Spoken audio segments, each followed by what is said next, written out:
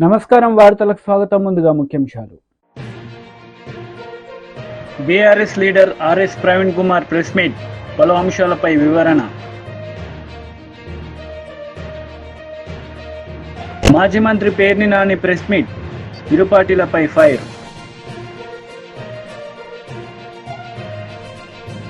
కాంగ్రెస్ నేతలు మీడియా సమావేశం నిర్వహించారు. ఈ సందర్భంగా పలు అంశాలపై వారు మాట్లాడారు. కానీ అబండాలు రాళ్ళు వేస్తుడు బంద్ చేసేసాడు. ఈ రాళ్ళు కొట్టుడు బంద్ చేయండి. నేను ఇంకొక కొన్ని ముఖ్యమంత్రి రేవంత్ రెడ్డి గారు కాంగ్రెస్ గవర్నమెంట్ మూసీ నది ప్రక్షాళన చేస్తున్నారు అని మీరు నిందలేస్తున్నారు కదా. ఎప్పుడైనా మీరు గంగా నది ప్రక్షాళన చేస్తామని అన్నప్పుడు మీరు అవినీతి చేస్తారు, మోడీ గారు అవినీతి కోసమే గంగానది ప్రక్షాళన అంటుండని అని ఎప్పుడైనా అక్కడ మా రాహుల్ గాంధీ గారు కానీ మా రాహుల్ గాంధీ గారి కింద మాలాంటి నాయకులం ఎప్పుడన్నా మేము మోడీ గారి గురించి ఎప్పుడన్నా నింద చేసిన మాటలు? ఈ జ్ఞానము కూడా బీజేపీ లీడర్షిప్కి లేకపోవడం బాధాకరం. హోందాతత్వం బీజేపీ నాయకులు లేకపోవడం చాలా బాధాకరం. ఒక మంచి పనిని చేసేటప్పుడు మంచి పని అనండి.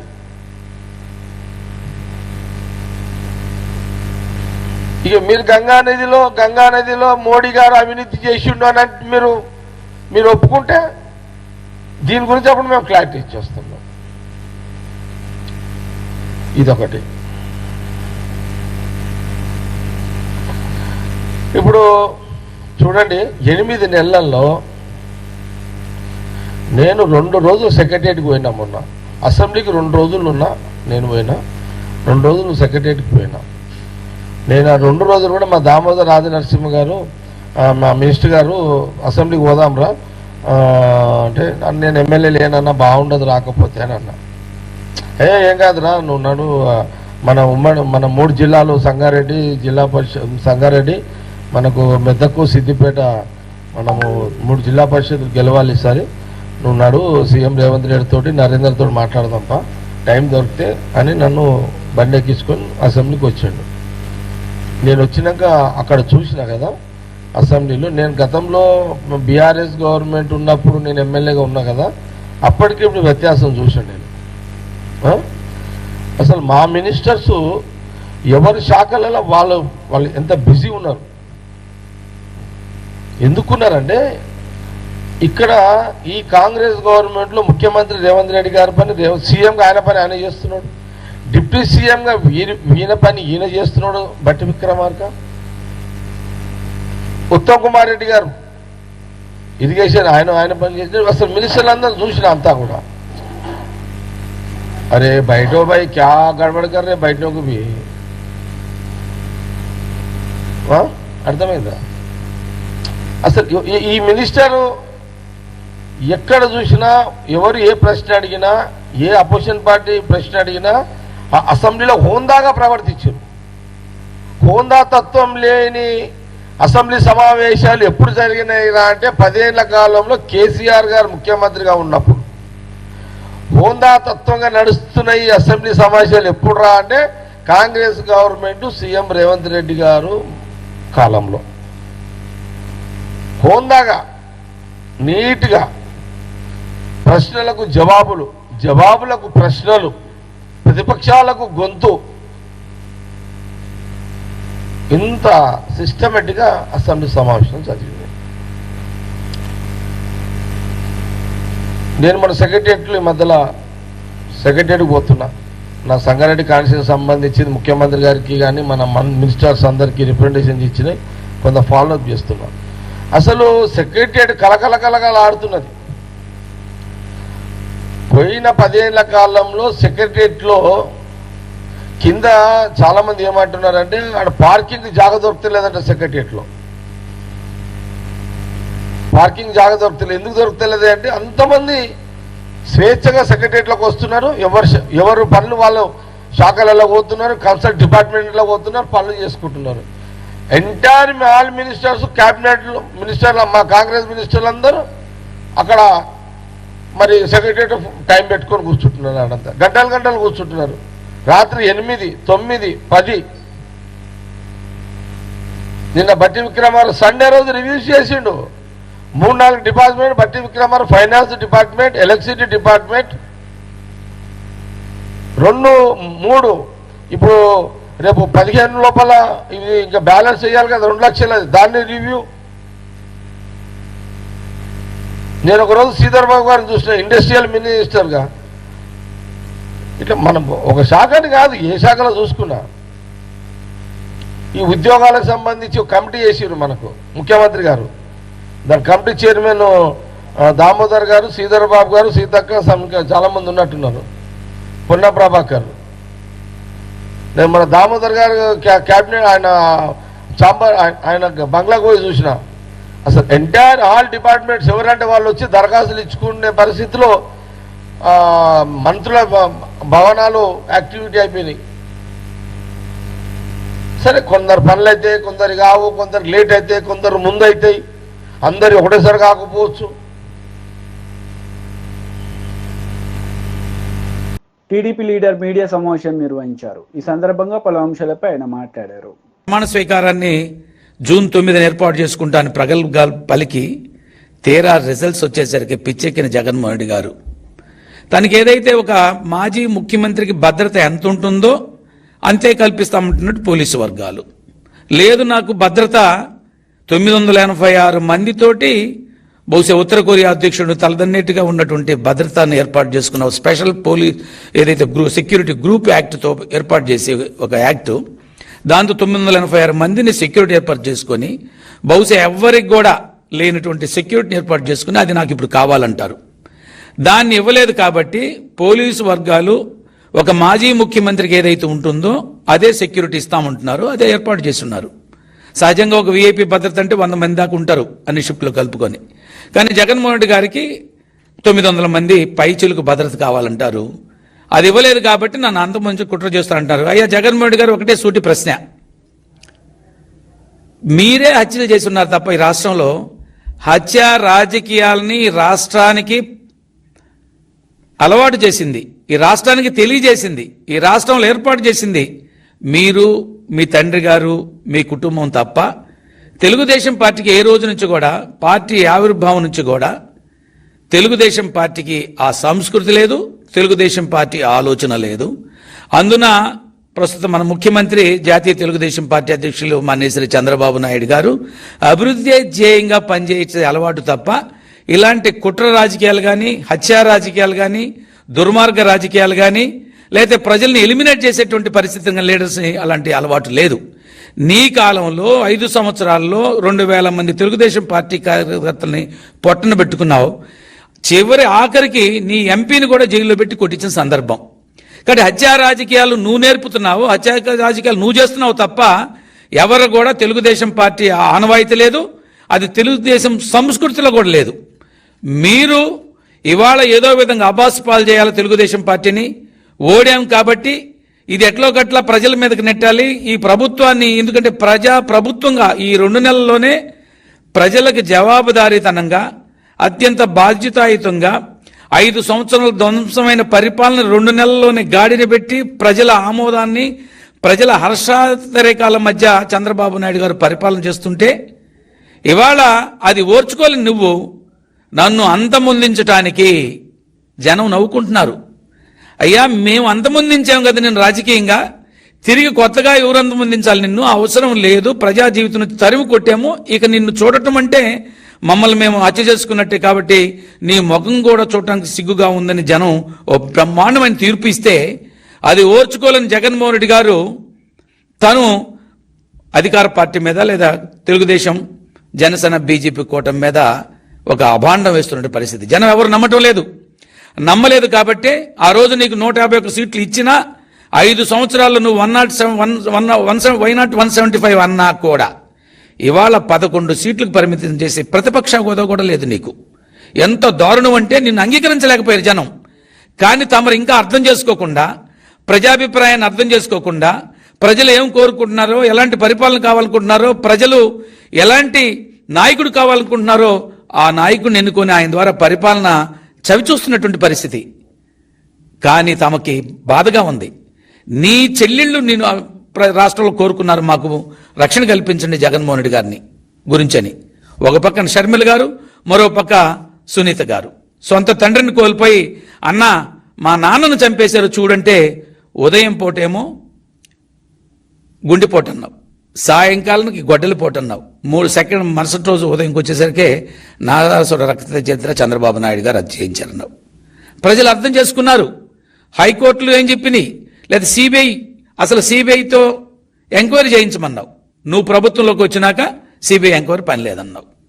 కోర్టుల్లో ఒక ఆర్డర్ తెచ్చుకున్నావు, దీని గురించి చర్చించకూడదు అని. అంటే ప్రతి క్షణం నువ్వు ఈ రాష్ట్ర ప్రజలు అమాయకులు, ప్రజలు అర్థం చేసుకోలేరు, ప్రజలకు అవగాహన లేదు, ప్రజలకు జ్ఞాపక శక్తి లేదు, ప్రజలు నేనేం చెబితే తింటారు. ఎందుకంటే ఒక మోసగాడిని, హత్యా రాజకీయాల్లో రాటు తేలినటువంటి వాడిని, ఆ రోజు పరిటాల రవి లాంటి వారిని కూడా అంతమొందించినటువంటి కుట్రలో భాగస్వామిని, నన్నే నమ్మి ఓటేసి 151 సీట్లు తెచ్చినటువంటి జనాన్ని ఎలాగైనా మోసం చేయొచ్చు. ఒకసారి ఈ మోసంని ప్రజలు అర్థం చేసుకుని తిరగొట్టారు. అయినా కూడా మరొకసారి మోసం చేయాలనే ఉద్దేశంతో నువ్వు చేస్తున్నటువంటి ప్రయత్నాలు అయితే ఉన్నాయో ప్రజలు హర్షించే స్థితిలో లేరు, అంగీకరించే స్థితిలో లేరు. నీ హత్యా రాజకీయాలను జనం అర్థం చేసుకున్నారు. నువ్వెంత దుర్మార్గుడువో ఆఖరికి చెల్లి, తల్లి అందరూ కూడా రోడ్లు వెంబడి తిరగాల్సిన పరిస్థితి వచ్చింది. నీ నుంచి రక్షణ వాళ్ళు కోరుకుంటున్నారు. ఇవాళ నిన్ను అంతమొందించాల్సిన అవసరం తెలుగుదేశం ప్రభుత్వానికి కానీ ఈ కూటమికి కానీ ఎటువంటి పరిస్థితి లేదు, ఆలోచన లేదు. ఆలోచన చేసే తీరిక కూడా ఇవాళ అధినాయకుడు బీజేపీ రాష్ట్ర అధ్యక్షుడు కిషన్ రెడ్డి మీడియా సమావేశం నిర్వహించారు. ఈ సందర్భంగా పలు అంశాలపై ఆయన మాట్లాడారు. అటు ప్రభుత్వంలో అనేక కీలక బాధ్యతలు నిర్వర్తించారు. కేంద్ర విదేశాంగ శాఖ మంత్రిగా, లోక్సభలో ప్రతిపక్ష నాయకురాలిగా, భారతీయ జనతా పార్టీ జాతీయ ప్రధాన కార్యదర్శిగా, అధికార ప్రతినిధిగా అన్ని వర్గాల ప్రజలలో మన్ననలు పొందినటువంటి మంచి నాయకత్వ పటిమ కలిగినటువంటి వ్యక్తి స్వర్గీయ సుష్మా స్వరాజ్ గారు. వారు లోక్సభలో ప్రతిపక్ష నాయకురాలిగా ఉన్నప్పుడు తెలంగాణ చివరి దశ ఉద్యమంలో వారు కీలక పాత్ర పోషించడం జరిగింది. రాష్ట్ర అధ్యక్షుడు ఆ రోజు కూడా నేను పనిచేశాను. తెలంగాణ పౌరసభల పేరుతో ఆనాడున్నటువంటి తెలంగాణలోని అన్ని జిల్లా కేంద్రాలలో తెలంగాణ ఉద్యమానికి మద్దతుగా, ఉద్యమకారులకు అండగా, తెలంగాణ రాష్ట్ర సాధన కోసం నిర్వహించినటువంటి అనేక సభలలో వారు ప్రసంగించడం జరిగింది. అంతేకాకుండా సకల జనుల సమ్మె జరిగినప్పుడు తెలంగాణ రాష్ట్రంలో ఆనాటి కాంగ్రెస్ పార్టీ ప్రభుత్వము తెలంగాణ ఉద్యమకారుల మీద, తెలంగాణ ప్రజల మీద తీవ్రమైనటువంటి పోలీస్ నిర్బంధం పెట్టి అనేక రకాల వేధింపులు చేస్తున్నప్పుడు కూడా పోలీస్ లాఠీలతో,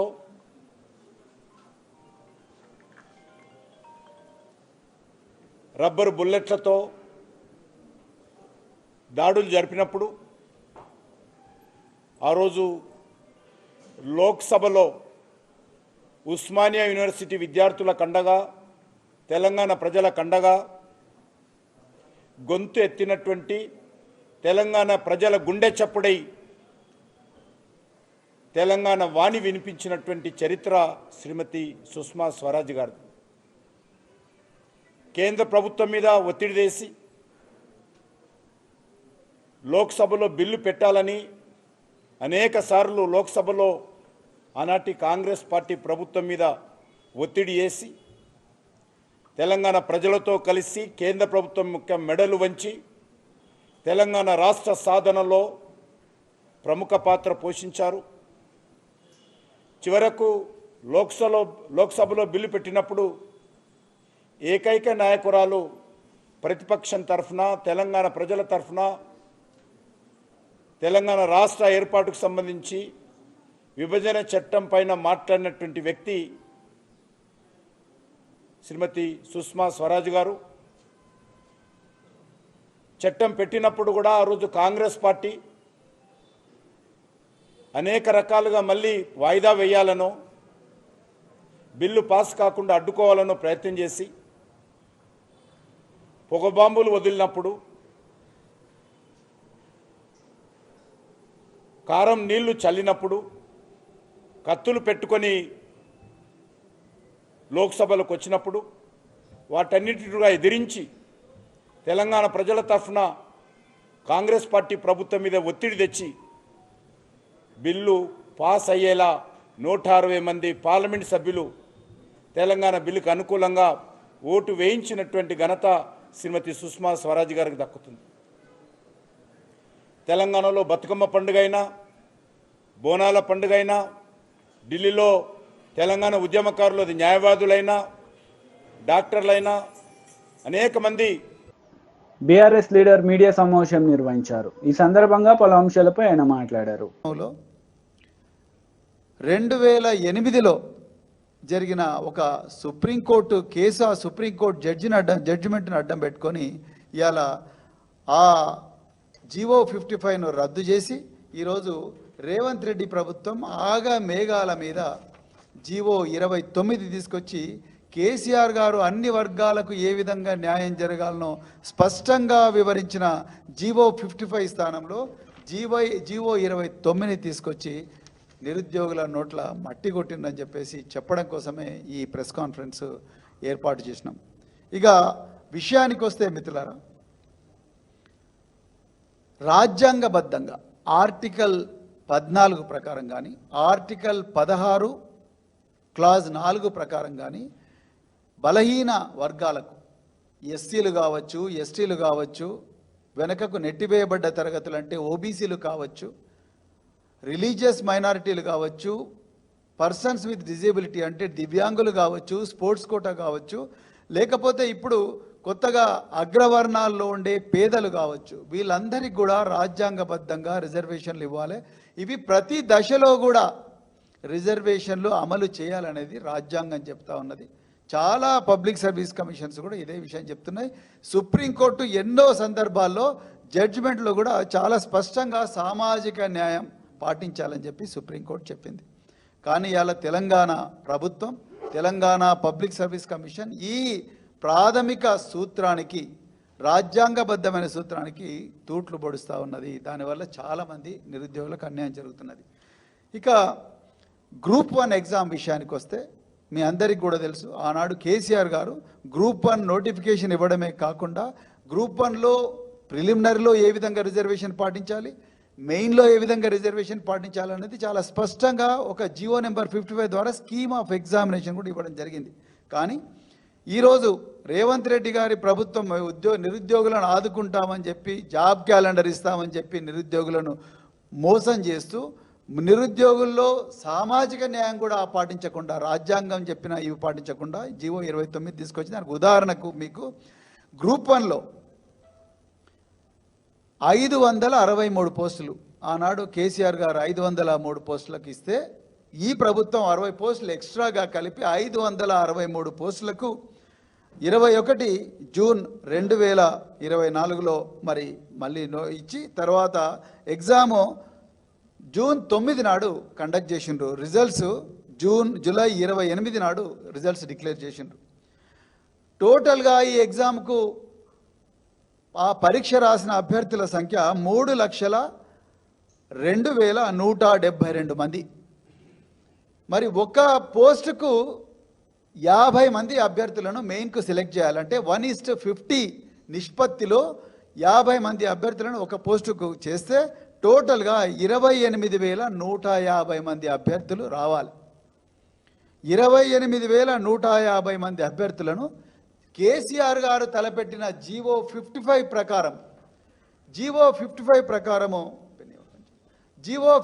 ప్రకారం సెలెక్ట్ చేస్తే అందులో ఈ 563 పోస్టుల్లో రిజర్వ్ చేయబడని అంటే ఓపెన్ కాంపిటీషన్ ఓసీ కోటాలో ఉండే పోస్టులు 209. అంటే ఈ 40%, ఈ ఎల్లో పచ్చ కలర్లో ఉన్న ఈ పోస్టులు 209.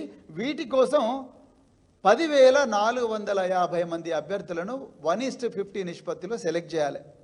అదేవిధంగా మిగతా ఏవైతే పోస్టులు ఉన్నాయో ఆ పోస్టులు 60% పోస్టులు ఏవైతే ఉన్నాయో ఆ 60% పోస్టులు టోటల్గా 17,700 మంది అభ్యర్థులను సెలెక్ట్ చేయాలి.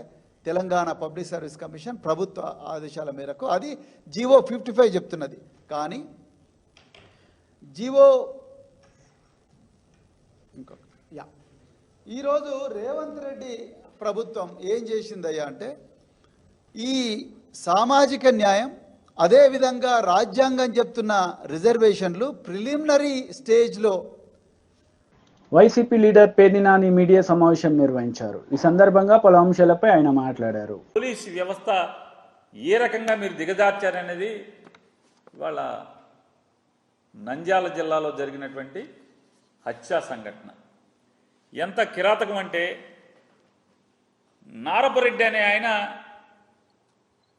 డిఎస్పీ గారికి, ఎస్ఐ గారికి, సిఐ గారికి, డిఎస్పీ గారికి, ఎస్పీ గారికి అందరికీ ఫోన్ చేస్తాడు. సార్, మా ఊళ్ళో తెలుగుదేశం నాయకులందరూ కూడా గుంపులుగా పోగేసుకుంటున్నారు, జమ అవుతున్నారు. మాకెందుకో ఊళ్ళో ఏదో జరుగుతుందని చెప్పని భయంగా ఉంది, హింస జరుగుతుందని భయంగా ఉంది, మీరు పోలీసులను పంపించండి సార్ అని చెప్పని పంపిస్తే ఫోన్లు చేస్తే గంటలు గంటలు గడిచినా పోలీసు రారు.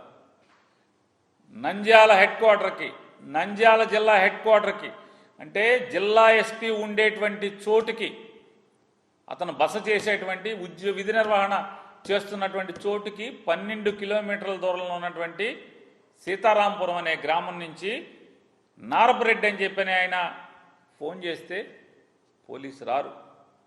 ఎప్పటికి వస్తారు? కొన్ని గంటలు గడిచిన తర్వాత ఒక ఎస్ఐ గారు, ఒక కానిస్టేబుల్ గారు, ఒక హోంగార్డ్ గారు వస్తారు.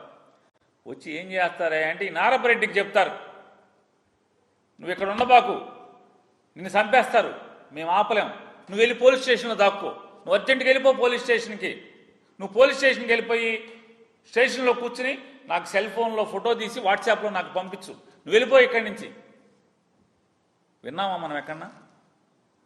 ఎప్పుడన్నా ఏ ప్రభుత్వంలో అయినా విన్నామా? ఈ రెడ్ బుక్ రాజ్యాంగంలో ఇది జరుగుతుంది.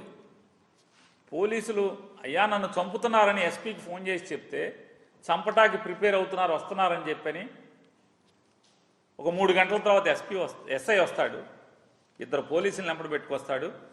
నేను నిన్ను ఆపలేను, నువ్వు వెళ్ళిపో ఇక్కడి నుంచి. ఎస్ఐ గారు, ఒక పోలీసు సబ్ ఇన్స్పెక్టర్ గారు, నిన్ను కాపాడలేను, నిన్ను చంపేస్తారు, నువ్వు వెళ్ళిపో పోలీస్ స్టేషన్కి. పోలీస్ స్టేషన్కి వెళ్ళిపోయి నాకు వాట్సాప్లో ఫోటో దిగి నాకు పంపించు. రెడ్ బుక్ రాజ్యాంగం పోలీసు ఎలా ఉందో చూసుకోండి ఒకసారి. పాపం ఈ నారపరెడ్డి గారు పోలీస్ స్టేషన్కి వెళ్ళిపోతే ఈలోపు మొత్తం స్వైర వ్యవహారం. శ్రీనివాసరెడ్డి అనేటువంటి ఒక రౌడీ షీటరు, శ్రీనివాసరెడ్డి అనేటువంటి ఒక గూండా మందిని వేసుకుని,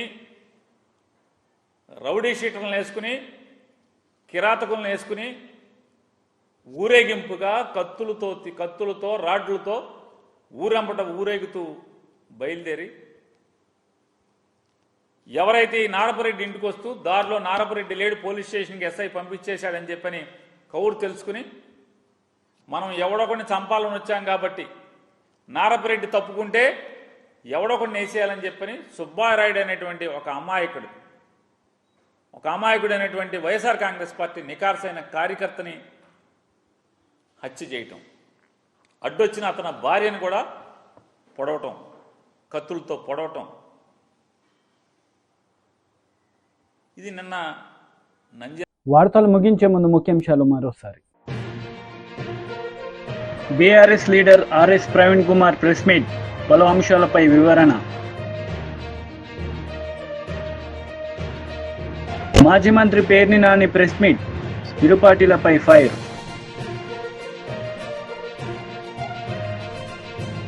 ఈ వార్తలు ఇంతటితో సమాప్తం. తిరిగి ప్రసారమయ్యే వార్తలు మళ్ళీ కలుద్దాం.